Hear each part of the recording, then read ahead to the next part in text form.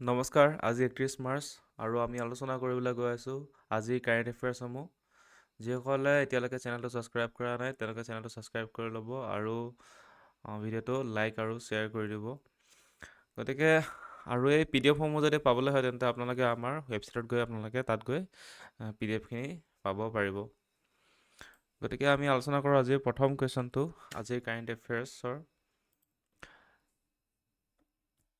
Which new concept is introduced in the new tax act?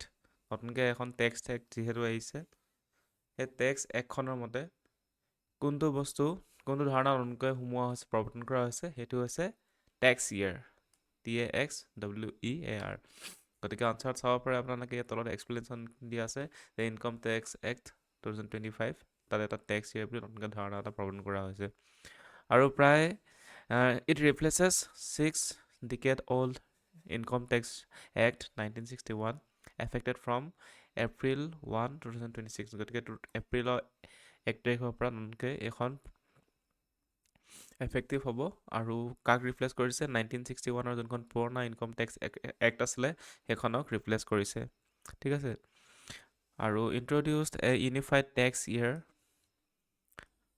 ৰিমুভিং the distinction between the previous year and assessment year. আগতে previous year আৰু assessment year আছিলে, এতিয়া মানে tax year বুলিও এটা নতুনকৈ add হৈছে। ঠিক আছে, তো formally recognises the virtual digital asset and establishes the dispute resolution committee and small taxpayers. গতিকে যোনটো ভাৰ্চুৱেল ডিজিটেল এছেটৰ আনুষ্ঠানিক স্বীকৃতি দিয়া হৈছে আৰু সৰু যোনবোৰ কৰদাতা আছে, ইয়াত আপোনালোকে এই আৰুটো দেখিছে নহয়, এই আৰুটো এনেকৈ আচলতে মানে এইবোৰ কিহত কৰা হৈছে?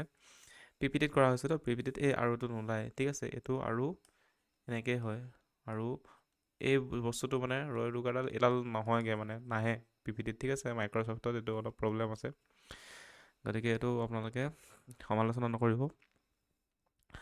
তো সেইটোৱে কথা।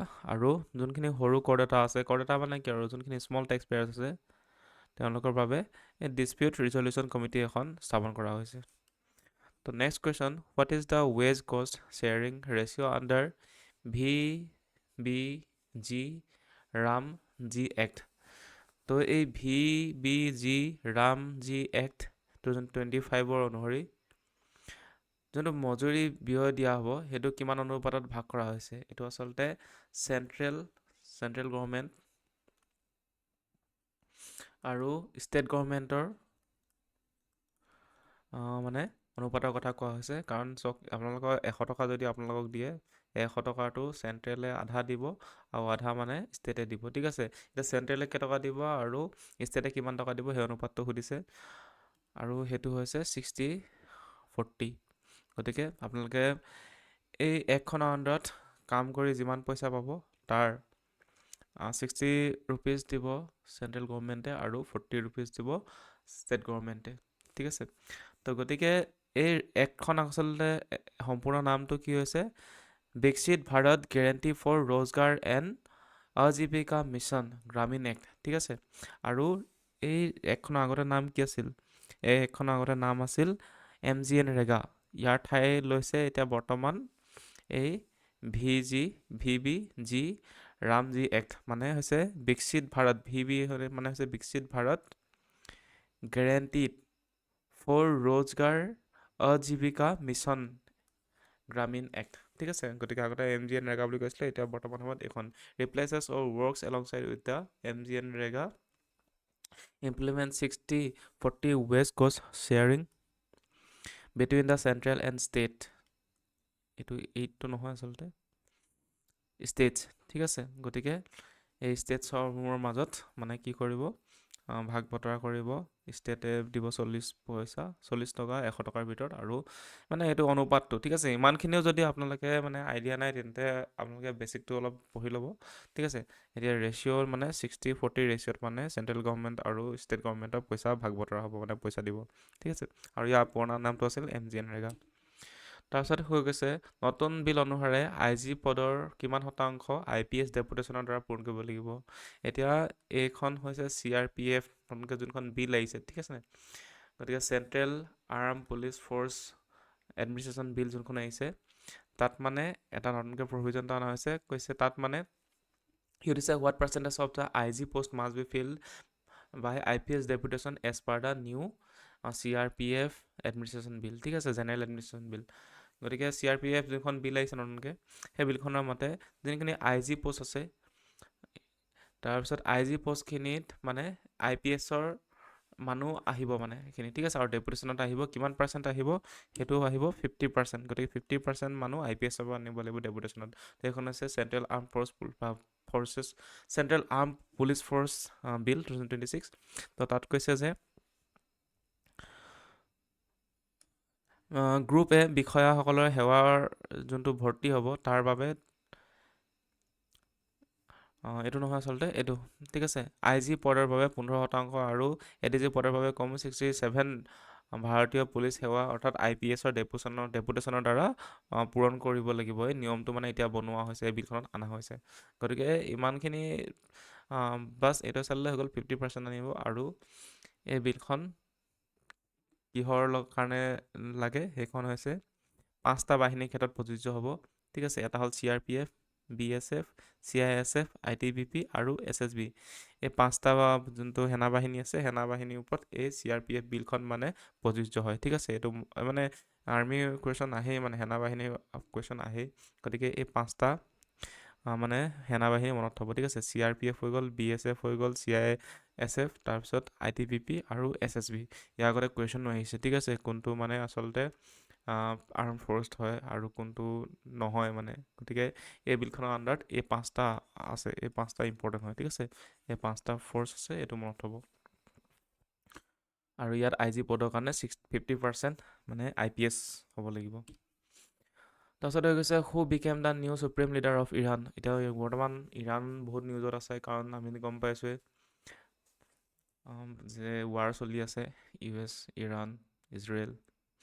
গতিকে সেই ইৰাণৰ বৰ্তমান সময়ত লিডাৰ কোন হৈছে, চুপ্ৰিম লিডাৰ কোন হৈছে, তেখেত হৈছে মুস্তাবা খামেনেই, ঠিক আছে। এখেত হৈছে মুস্তাবা খামেনেই আৰু এখেতে হৈছে ইৰাণৰ নতুন চুপ্ৰিম লিডাৰ, ঠিক আছে। আৰু succession followed the death of the former supreme leader Ayatollah Ali Khamenei. Ayatollah Ali Khamenei মানে কি হৈছে, মৃত্যুৰ পাছতে এখেত নতুনকৈ এতিয়া চুপ্ৰিম লিডাৰ হৈছে ইৰাণৰ। নামটো মনত থ'ব, মুস্তাবা খামনি। গতিকে নামটো মনত থ'ব, এইবোৰ আহিব পাৰে, বহুত ইম্পৰ্টেণ্ট। মানে যোনটো নিউজত মানে এতিয়া সেইখন মানে বহুত ডাঙৰ এখন ৱাৰ হৈ আছেতো, গতিকে এতিয়া কাৰেণ্ট এফেয়াৰ্ছত মানে সেইটো বহুত ইম্পৰ্টেণ্ট হৈ আছে ৱাৰৰ ভিতৰত। আৰু বহুত ইতিমধ্যে এডিটৰিয়েলছো প্ৰকাশ পাইছে। গতিকে ইম্পৰ্টেণ্ট হৈ যাব পৰীক্ষাৰ বাবে, আৰু তাৰ ভিতৰৰ পৰা কুৱেশ্যন আহিব, আৰু এনেকুৱা কুৱেশ্যন আহিব যোনবোৰ মানে কোচিং চেণ্টাৰৰ পৰা নপঢ়ায়, তেনেকুৱা কুৱেশ্যন আহিব। কাৰণ ইতিমধ্যেতো গম পাইছে কেনেকৈ মানে এনাউন্স কৰা হৈছে যে কোচিং চেণ্টাৰত যোনখিনি পঢ়ায় সেইবোৰ আহিলে নহ'ব, তেনেকুৱা টাইপ মানে বস্তুটো। গতিকে সৰু সৰু যোনবোৰ কোচিং চেণ্টাৰ তাৰ পৰা পঢ়িব, বেছিকৈ বেনিফিট হ'ব ডাঙৰ কোচিং চেণ্টাৰবোৰতকৈ। এতিয়া হৈছে what does the XRNA stand for. XRNA ইয়াৰ ফুল ফৰ্মটো কি, সেইটো হৈ গৈছে option B, extra cellular RNA। গতিকে এইটো ছায়েন্সৰ টপিক হয়, ঠিক আছে। গতিকে ইয়াত দিছে যে দ্য ষ্টাডি পাব্লিছড, এতিয়া এক্সট্ৰা চেলুলাৰ RNA ডিস্কভাৰী হৈছে, সেইটো হৈছে study published in the journal clean water March 28, 2026 regarding the bacterial XRNA drinking water. গতিকে পানীত মানে bacteria EXRNA extra cellular RNA বিষয়ে আলোচনা কৰা হৈছে, পানীত পোৱা যায় বুলি কৈছে। আৰু কোনখন জাৰ্নেলত প্ৰকাশ পাইছে, সেইটো হৈছে ক্লিন ৱাটাৰ বুলি এখন জাৰ্নেল আছে, তাত প্ৰকাশ পাইছে 28 মাৰ্চ তাৰিখে, ঠিক আছে, যোৱা। আৰু জীৱাণু নিধন কৰাৰ পিছত পানীত বেক্টেৰিয়া XRNA থাকে বুলি পোৱা গৈছে। আৰু ইয়াৰ জৰিয়তে ৰক্ত পৰিষ্কাৰৰ দ্বাৰা কেঞ্চাৰ বা হৃদয় ৰোগৰ সৈতে জড়িত বিশেষ RNA পেটাৰ্ণ চিনাক্ত কৰিব পৰা যায়। গতিকে ইমানখিনি ডিটেইলছত জানিব নালাগে, বাছ এইটো নামটো মনত থ'ব যে EXRNA কি বস্তু হয়। আপোনালোকে mRNA নাম শুনিছে হয়নে, DNA আছে, RNA আছে। গতিকে এইটো এটা হৈছে এক্সট্ৰা চেলুলাৰ RNA। তাৰপিছত হৈছে which animal is studied under the India jungle cat population study. গতিকে ইণ্ডিয়া জাংগল কেট পপুলেশ্যন ষ্টাডিৰ দ্বাৰা কোনবিধ তলৰ জন্তুৰ অধ্যয়ন কৰা হয়? Leopard, tiger, jungle cat, lion. তো গতিকে জাংগল কেট পপুলেশ্যনৰ দ্বাৰা জাংগল কেটৰে অধ্যয়ন কৰা হয়, ঠিক আছে। আৰু ইয়াত দেখিছে আপোনালোকে জাংগল কেট, ঠিক আছে, বন মেকুৰী। তো গতিকে ইয়াত কি হৈছে, published in the scientific report the Indian jungle cat population study. তো published in the scientific reports based on the largest data set of the species Felis cos in India. The first countrywide population estimated suggested over 3 lakhs jungle cats in India. গতিকে বৰ্তমান দেশজুৰি প্ৰথম জনসংখ্যা অনুমানত ভাৰতত 3 লাখতকৈ অধিক যোনটো বন মেকুৰী বুলি কোৱা হয় সেইটো আছে বুলি ধৰা হৈছে, ঠিক আছে। আৰু largest population identified in Madhya Pradesh, Rajasthan and Orissa. আৰু চবতকৈ সৰ্বাধিক পপুলেশ্যন এই জাংগল কেটৰ পপুলেশ্যন ক'ত আছে? মধ্যপ্ৰদেশ, ৰাজস্থান আৰু উৰিষ্যাত আছে। আৰু highlighted the species avoids dense forest the preferring agro' pastoral open habitats. তো ইয়াৰ পৰা মানে এই ধৰণটোৰ পৰা এটা কথা গম পাব পৰা হৈ গৈছে যে এই যোনবোৰ বন মেকুৰী সেইবোৰ মানে ঘন যোনবোৰ জাংগল থাকে, ডেন্স যোনবোৰ ফৰেষ্ট থাকে সেইবোৰ মানে নাথাকে। আৰু ইহঁতে এইবোৰে বন মেকুৰীবোৰে সাধাৰণতে যোনবোৰ মানে এগ্ৰ' পেষ্টৰেল মানে এৰিয়া আছে আৰু তাত মানে থাকিবলৈ বেছি ভাল পায়, মানে কৃষি পশুপালন য'ত আছে আৰু অলপ খোলা যোনবোৰ অলপ ফিল্ড চিল পায়বোৰত মানে তেওঁলোকে বন মেকুৰীবোৰে থাকি ভাল পায়, ঠিক আছে। ডেন্স ফৰেষ্টত মানে বন মেকুৰীবোৰে মানে নাথাকে, মানে হেবিটেট অলপ কম আছে মানে তাত। তাৰপিছত হৈছে when was the earth hour 2026 observe. এটা আছে আৰ্থ ডে আৰু এটা আছে আৰ্থ আৱাৰ। এই আৰ্থ আৱাৰটো কেতিয়া পালন কৰা হৈছিল? সেইটো পালন কৰা হৈছিল মাৰ্চ 28ত, ঠিক আছে। তো এইটো মনত থ'ব। টাউন অফ দ্য লাইটছ মানে ইয়াত কি কৰা হয়, 28 মাৰ্চত উদযাপন কৰা হৈছিল কি বিশ্বব্যাপী কি কৰা হৈছে 28th anniversary of the global event observe on March 28। গতিকে এইটো 20 নম্বৰ এনিভাৰ্চাৰী আছিলে, এইটো এনিভাৰ্চাৰী ইম্পৰ্টেণ্ট নহয়। ইম্পৰ্টেণ্ট হৈছে আৰ্থ আৱাৰ কোনটিকে পালন কৰা হয়, সেইটো হৈছে 28 মাৰ্চত, ঠিক আছে। আৰু coordinated switch off occurred from 8:30 p.m. to 9:30 p.m. across India. গতিকে 28 মাৰ্চত আৰ্থ আৱাৰ মানে হৈ গৈছে এঘণ্টাৰ কাৰণে মানে গোটেই লাইটছবোৰ মানে অফ কৰি দিব, গোটেই মানে ছুইচ অফ কৰি দিব মানে বস্তুটো, মানে সেইটো আৰ্থক মানে আৰ্থ আৱাৰ তেনেকৈ পালন কৰা হয়, ঠিক আছে। গতিকে কোন টাইমিং ধৰা হৈছিল 8:30 পৰা 9:30, এইটো ইম্পৰ্টেণ্ট, এইটো মনত হ'ব। 8:30 পৰা 9:30লৈকে আৰ্থ ডে এবাৰ ধৰা হৈছিল। এইটো আহিব কুৱেশ্যন, আহিব মানে কি এনভাইৰমেণ্টৰ ৰিলেটেড আজিকালি কুৱেশ্যন বহুত আহে। তাৰপিছতে কৈছে who became north east India's first chess grand master. গতিকে নৰ্থ ইষ্ট ইণ্ডিয়াৰ প্ৰথমজন ফাৰ্ষ্ট গ্ৰেণ্ড মাষ্টাৰ কোন? এখেত হৈছে মায়ংক চক্ৰৱৰ্তী, ঠিক আছে। গতিকে উত্তৰ পূৰ্বৰ প্ৰথম চেছ গ্ৰেণ্ড মাষ্টাৰ হৈছে মায়ংক চক্ৰৱৰ্তী। গতিকে 16 years old Mayank Chakraborty became the first ever grand master from north east India. 16 বছৰীয়া মায়ংক চক্ৰৱৰ্তী উত্তৰ পূব ভাৰতৰ প্ৰথম গ্ৰেণ্ড মাষ্টাৰ হৈছে আৰু became India's 94th grand master after securing his final norms in Stockholm. আৰু ষ্টকহোমত তেওঁ চূড়ান্ত মানে খেলখনত বিজয়ী হৈছে আৰু তেখেতে বৰ্তমান সময়ত ভাৰতৰ 94th মানে বৰ্তমান সময়ত তেওঁ 94 নম্বৰজন গ্ৰেণ্ড মাষ্টাৰ হৈছে আৰু এখেত হৈছে মানে নৰ্থ ইষ্টৰ প্ৰথমজন গ্ৰেণ্ড মাষ্টাৰ। তাৰপিছত হৈ গৈছে where the খেলো India tribal game 2026 will be held। গতিকে 2026 খেলো ইণ্ডিয়া ট্ৰাইবেল গেম ক'ত অনুষ্ঠিত হৈছিল? সেইটো হৈছে গুৱাহাটী নহয়, এইটো ৰায়পুৰত, ঠিক আছে। ৰায়পুৰ ক'ত আছে? ছত্তীশগড়ত আছে। গতিকে Mizoram won the men's 60 kg weight lifting. এইটো মানে কাৰেণ্ট নিউজত প্ৰকাশ পাইছেতো, এইটো আচলতে ইম্পৰ্টেণ্ট হ'ব এইটো। Assam swimming team finishes the first runners up in the total 9 medals. এতিয়া এইখিনি পিছত অসমৰ সাঁতোৰ দলটো মুঠ 9টা পদক লাভ কৰিছে আৰু ৰানাৰ্ছ আপ হৈছে, ঠিক আছে। এইখিনি মানে কাৰেণ্ট নিউজ মানে, ঠিক আছে। এইখিনি পিছত গোটেই ডাটাখিনি আমি পিছতকৈ যেতিয়া আমি মান্থলি কৰিম, তেতিয়া মান্থলি কাৰেণ্ট এফেয়াৰ্ছ কৰিম তেতিয়া চাম। এতিয়া বৰ্তমান মনত থওক যে এইখিনি মানে আজি জিকিছে আৰু আজিৰ সময়ত যোৱাকালি জিকিছে মানে এই প্ৰাইজখিনি, গতিকে এইখিনি ইম্পৰ্টেণ্ট হ'ব, গোটেইখিনি সমজুৱাকৈ চাব লাগিব কিমানটা প্ৰাইজ পালে কিমানটা প্ৰাইজ নাই পোৱা। গতিকে এইটো মনত থওক যে খেলো ইণ্ডিয়া ট্ৰাইবেল গেম ক'ত অনুষ্ঠিত হৈছে, সেইটো হৈছে ৰায়পুৰ, ক'ত আছে ৰায়পুৰ ছত্তীশগড়ত। তাৰপিছত হৈ গৈছে which organisation confers the pen award. Pen award north ইষ্টৰ, এইটো কোন অৰ্গেনাইজেশ্যনে প্ৰদান কৰে, এইটো হৈ গৈছে physics academy of the north east, ঠিক আছে। গতিকে physics academy of the north ইষ্টে পেন এৱাৰ্ডছ প্ৰদান কৰে। Conferred by the physics pen award 2026 conferred by the physics academy of the north east pen. এইটো আচলতে পি ফৰ কি physics, A for academy, N for north, E for east, মানে pen, ঠিক আছে। নামতে মানে একাডেমিখনৰ নামো সোমাই আছে। আৰু young scientist award shared by the doctor Jitumoni Kalita Cotton university and doctor Debabrata Mahanta Pragjyotish college. গতিকে যৌথভাৱে য়ং চাইণ্টিষ্ট এৱাৰ্ড কোনে পাইছে, ডক্টৰ জিতুমণি কলিতা আৰু ডক্টৰ দেৱব্ৰত মহন্তই পাইছে। এইটো ইম্পৰ্টেণ্ট নহয়, ইম্পৰ্টেণ্ট হৈ যাব পেন এইটো এৱাৰ্ডটো কোনে দিয়ে, ঠিক আছে। আহিব পাৰে, আজিকালি একো ধৰিব নোৱাৰি, সৰু সৰু পৰীক্ষাবোৰত আহি যাব পাৰে এইবোৰ question. Who won the Esmond B Martin Royal Geographical Society prize. গতিকে প্ৰাইজ এৱাৰ্ডছত ইম্পৰ্টেণ্ট হৈ গৈছে Esmond B Martin Royal Geographical Society prize কোনে লাভ কৰিছে বৰ্তমান সময়ত, তেখেতে লাভ কৰিছে কৃতি কে কাৰনাথ, ঠিক আছে, কাৰন্থ। তেখেতে লাভ কৰিছে Esmond B Martin Royal Geographical Society prize. আৰু কৃতি কে কাৰনাথ তেখেতে হৈছে won the Esmond B Martin Royal Geographical Society prize. আৰু ফাৰ্ষ্ট এছিয়ান, সেইটো কাৰণে important, first Asian to receive the prestigious UK best conservation award, এইটো কনজাৰভেশ্যন এৱাৰ্ড হয়, ঠিক আছে।